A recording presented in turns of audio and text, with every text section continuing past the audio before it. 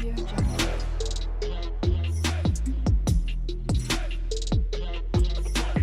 Audio Jungle.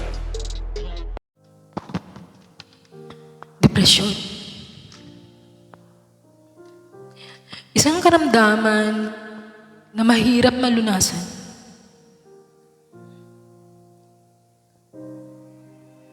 Sariling puno ng takot at kalungkutan. Sa samot-saring dahilan. Dahil sa mga pangyayari, hindi na nakayanan.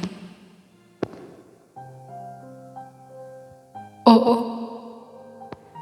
matatawag itong isang kahinaan. Yan ang madalis sambit ng karamihan. Ngunit ang di nila alam, maraming beses po itong nilaban. Sa maraming araw na nagdaan, mga pagpatak ng luhay, di na namamalayan. At kung minsay, kaisipan naglalakbay sa kawalan. Isang pakiramdam na maraming ulit ko nang nais takasan.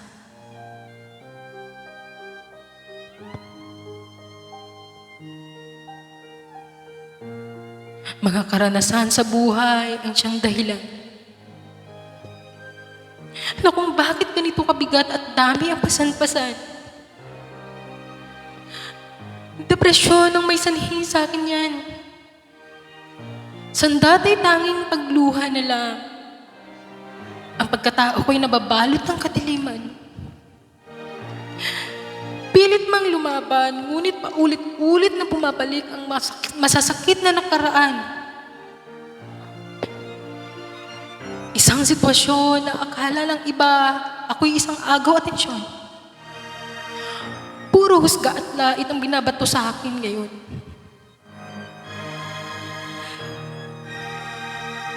Ngunit di ko na binigyang pansin ito. Dahil sa aking dinedikasyon, na muling makaahon sa kinasasadlakan ko ngayon.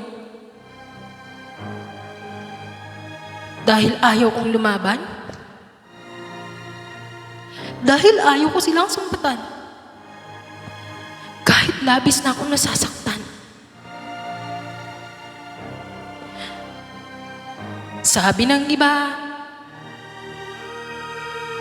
dapat ko nang patulan. Ngunit nauwi lang sa pagkulong sa kwarto at lumuha ng tuluyan.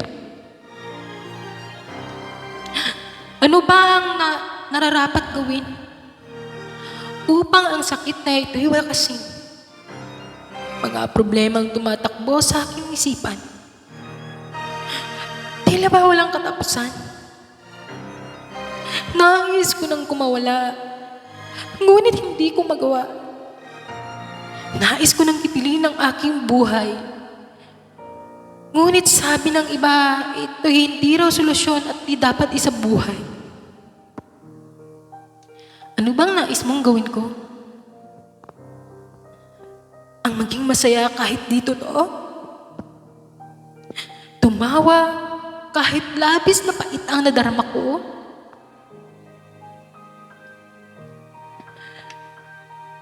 Kahit ang katotohanan, ayaw ko na.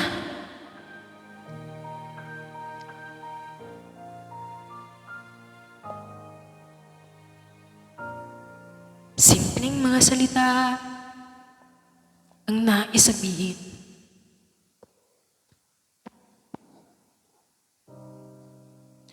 Nawa, ito'y iyong dinggin. Kaibigan, maaari bang huwag kang tumulad sa akin? Maging matatag ka kasama ang Diyos. Nawa iya'y dinggin. Sa bawat oras, laging manalangin.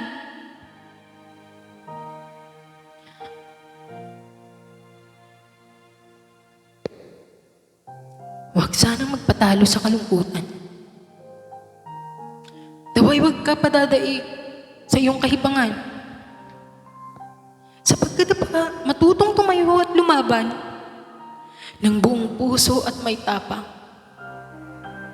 upang malagpasan ang mga problemang kinakaharap sa kasalukuyan. Alam kong magagawa mo ito. Gawin ang mga bagay na makapagpapasaya sa iyo. Magtiwala sa sarili at manalig sa Diyos ng totoo. Dahil ang lumikhang makapangyarihan ang kakampi mo at solusyon sa lahat ng ito.